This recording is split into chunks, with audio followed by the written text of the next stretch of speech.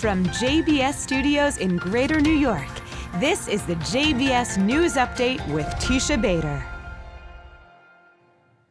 I'm Teisha Bader with the JBS News Update for Tuesday, October the 12th, 2021. Israel's Foreign Minister Yair Lapid is in the United States. Lapid is on a diplomatic visit to Washington, where he met this morning with U.S. National Security Advisor Jake Sullivan, and then with leaders from both sides of the aisle in Congress, including a sit-down with House Speaker Nancy Pelosi.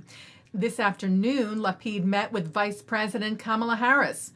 Tomorrow, the foreign minister will meet with U.S. Secretary of State Antony Blinken, first on his own, and then later he and Blinken will be joined by United Arab Emirates Foreign Minister Sheikh Abdullah bin Zayed. Blinken had tweeted this weekend, "I look forward to welcoming my counterparts from Israel and the UAE to Washington next week for meetings to discuss accomplishments since the signing of the Abraham Accords and other important issues."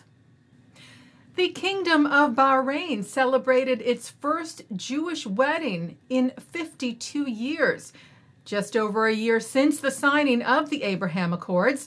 Former ambassador of Bahrain to the United States, Huda Nunu, shared the news of the event, which was a historic one and a personal one for her.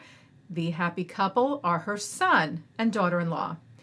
Nunu tweeted Monday, "While I know that every mother thinks their child's wedding is monumental, this one truly was. It's very hard," she wrote, "to find adequate words to describe how much it means for it to be my son."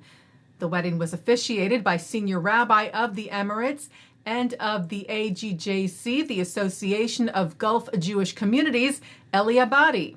The president of the AGJC and president of Bahrain's Jewish community, Ibrahim Dawood Nunu, first cousin of the ambassador, told Yisrael Hayom, "This wedding was an important moment for our family, the community here in Bahrain, and more broadly for the Jewish community in the region. And symbolic," he said, "of the opportunity to further grow Jewish life in the region."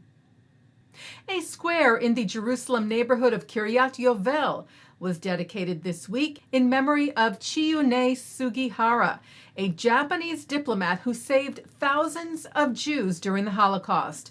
Sugihara was the Japanese vice consul to Kovno, Lithuania in 1940, where he issued over 2,000 visas to Jewish refugees and families going against orders from his superiors, allowing them to escape through the Soviet Union to Japan. Sugihara was recognized by Yad Vashem as a righteous among the nations back in 1984. He died in 1986. His son, Nobuki Sugihara, spoke at the dedication ceremony yesterday, saying his father never imagined that so many recipients of the visas he issued would manage to survive, with the younger Sugihara estimating several 100,000 descendants of those who were able to escape to safety because of his father's actions. Well, the next time you're in Israel, don't be surprised to see a 7-Eleven.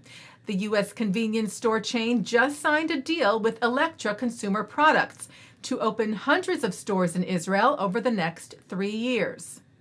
The Israeli 7-Elevens will be slightly different in that they will be closed on Shabbat, from Friday evening until Saturday night. Taking a look now at our programming for tonight on JBS for Tuesday, October the 12th at 7 o'clock. Ellie Cohanim meets with local business owners in Israel's old city of Akko to talk about and try and understand the violence that occurred there last May. At 7:30, Naftali Bennett addresses the UN General Assembly for the first time as Prime Minister of Israel. And then at 8, following that UN speech, Bennett addresses a gathering of Jewish leaders assembled by the Jewish Federations of North America for his first major in-person meeting with the U.S. Jewish community. At 9, Mark Golub sits down with Aryeh Green on L'chaim. At 10, Ilan Carr joins Jonathan Tobin to discuss critical race theory, extremism on the internet, confronting Jew hatred from the left and the right, and other issues.